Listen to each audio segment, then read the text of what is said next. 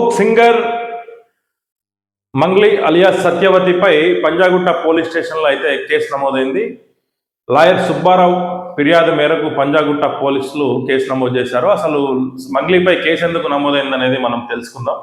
దాదాపు 60 నుంచి 70 మంది బాధితులు 9 కోట్ల నుంచి 10 కోట్ల దాకా మైక్రో ఫైనాన్స్ పెట్టుబడి పెడితే డబుల్ అయితే అని చెప్పేసి వసూలు చేసిండ్రు. ఇంతవరకు వాటికి దిక్కు దివానా లేదని చెప్పేసి వాళ్ళు మోసపోయిందని చెప్పేసి లాయర్ని కలిసిండంట. గత నెల క్రితం 30 నుంచి 40 మంది మధ్యలో లాయర్ని కలిశారు. లాయర్ని కలిస్తే ఆ లాయర్ వివరణ కనుక్కోవడం కోసం మంగ్లీకి అయితే ఫోన్ చేయడం జరిగింది. మంగ్లీ, నువ్వు నాకెందుకు ఫోన్ చేస్తున్నావు అని చెప్పేసి మంగ్లీకి, అసలు నేను వివరణ అడగడానికి ఫోన్ చేస్తున్నాను, మీరు ఏం జరిగిందని తెలుసుకోవడానికి ఫోన్ చేస్తున్నాను సదర్ లాయర్ అడిగితే నువ్వు నాకెందుకు ఫోన్ చేస్తున్నావు అని చెప్పేసి ఆయన్ని బెదిరింపు ధోరణిలో ఆయన అయితే ఇది చేసి ఫోన్ కట్ చేసిందంట. తర్వాత ఆయన ఆ బాధితులను తీసుకొని మీడియా సమావేశం ఏర్పాటు చేసి ఇదంతా ఇక వైరల్ కాగానే మంగ్లీ వాళ్ళ సోదరుడు ఇంకా కొంతమంది రాజకీయ నాయకులు అట్లనే లోకల్ గుండాలతో ఫోన్ చేయించి ఆయన్ని బెదిరించి ఆయనకి ప్రాణహాని ఉందని చెప్పేసి అయితే పంజాగుట్ట పోలీస్ స్టేషన్లో అయితే కేసు ఆయన ఇది చేసిండు.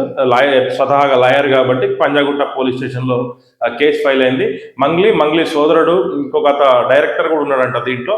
ఆయన మొత్తం ముగ్గురు మీద దాదాపు 10 కోట్ల చీటింగ్. లాయర్ చెప్పేది సుబ్బారావు లాయర్ ఏం చెప్తుండంటే, ఇదంతా వైరల్ అయిపోయినాక ఆ నల్గొండ దేవరగట్టు దగ్గర కూడా దాదాపు ఆ చుట్టుపక్కల తండాల వాళ్ళు 200 కోట్ల దాకా మోసపోయామని చెప్పేసి ఆయన దగ్గరకు వస్తున్నట్ట. అవి కూడా త్వరలో ఈ నిజాలు కూడా బయటపడతాయని చెప్పేసి అయితే లాయర్ అయితే చెప్తుండ్రు. ఏదైనా కానీ అతి తక్కువ కాలంలో తన గాత్రం ద్వారా ఉమ్మడి తెలుగు రాష్ట్రాల్లో తనకు ఒక ప్రత్యేకత సంపాదించుకున్న మంగ్లీపై ఇలాంటి ఆరోపణలు రావడం అయితే చాలా బాధాకరమైన విషయం.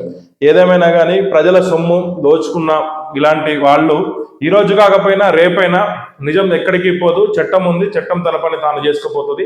ఇంకా ఎవరైనా బాధితులు ఉంటే బయటికి రావాలని చెప్పేసి అయితే లాయర్ కోరుతా ఉండండు. చూస్తుండే మరొక అప్డేట్తో మళ్ళీ కలుద్దాం.